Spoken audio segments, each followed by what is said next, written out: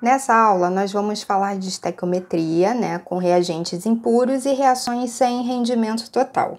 Para a gente falar das reações envolvendo rendimento reacional, em reações em que a quantidade de produto obtida é menor do que a esperada, é preciso que se calcule a quantidade teórica, que é de 100%, para que esta possa ser comparada com a parte real obtida. Então, vamos lá.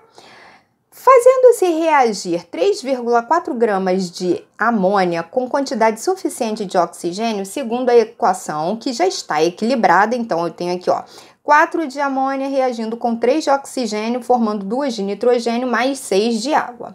Obteve-se 2,1 gramas de nitrogênio. Qual o rendimento aproximado dessa reação? Primeiro, a gente tem que calcular as massas da amônia e do nitrogênio, porque é o que ele cita aqui no problema, olha, o NH3 e aqui o N2, tá? Então, massas que a gente pega na tabela periódica, 14 do nitrogênio, 1 do hidrogênio, então, 1 vezes 3, 3, mais 14, 17.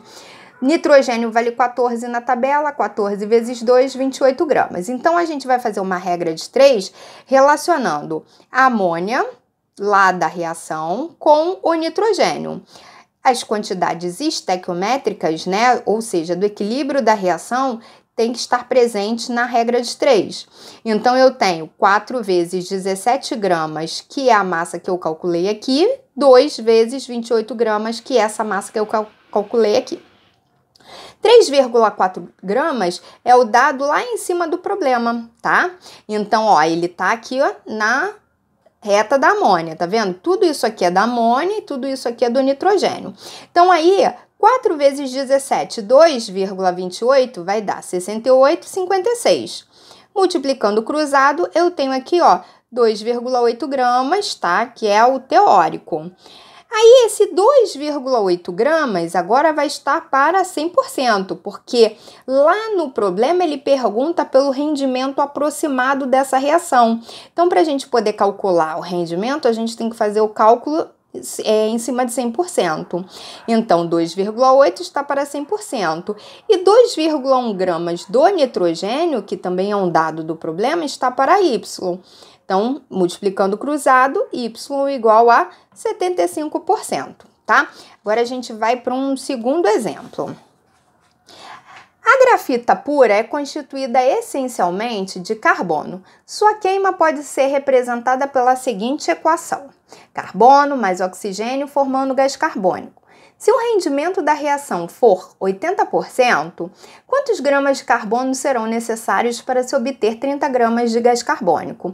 Então, repara que no primeiro problema ele pediu o rendimento. Agora, ele está falando que o rendimento da reação, né, se ele for de 80%, quantos gramas a gente vai ter? Então, a gente vai trabalhar com as massas de novo. Então, massa do carbono na tabela, massa molar é 12 gramas por mol. A massa molar do gás carbônico, 44 gramas por mol. Aí a gente vai jogar isso na regra de 3. Vamos relacionar carbono com gás carbônico, tá? Então, 12 gramas está para 44 gramas. 30 gramas é o dado do problema, que está aqui, 30 gramas de CO2. Tá vendo que 30 gramas está aqui embaixo do CO2? Olha, tá? Então, multiplicando cruzado, eu tenho aqui 8,18 gramas.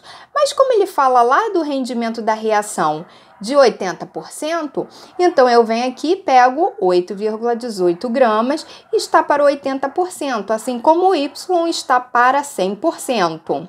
Bom, como ele pergunta quantos gramas de carbono são necessários para se obter, né, o gás carbônico, então tem aqui, multiplicando cruzado, eu tenho 10,23 gramas, tá? Num outro momento, a gente vai estudar as reações envolvendo o grau de pureza dos reagentes. Para calcular a quantidade de produto específico que será obtido a partir de um reagente com grau de pureza conhecido, deve-se considerar a parte pura do reagente. Então, vamos lá. Determine a massa de carbonato de cálcio, tá aqui descrito, carbonato de cálcio, com 80% de pureza. Então, ele está me dando aqui, pureza. Que na decomposição térmica, tá aqui, queima, tá? Produziu 84 gramas de óxido de cálcio, mais CO2, conforme coloquei aqui na reação, tá?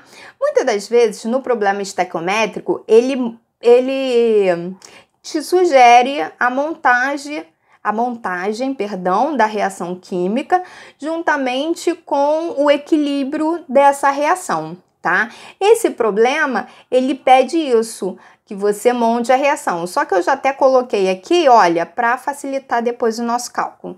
Então, primeiro a gente vai calcular aqui a massa do carbonato de cálcio, 100 gramas. Depois a massa do CaO, que é 40 mais 16, vai dar 56 gramas. E eu vou relacionar na regra de 3, carbonato de cálcio com óxido de cálcio. Pego as massas que eu calculei, tá? Uma está para a outra, assim como 84 gramas do óxido de cálcio, que ele dá aqui no problema, ó, está para X. Acho a massa de carbonato de cálcio, que dá 150 gramas. Esses 150 gramas vai estar para 80% de pureza, assim como Y está para 100%. Y é igual a 187,5%.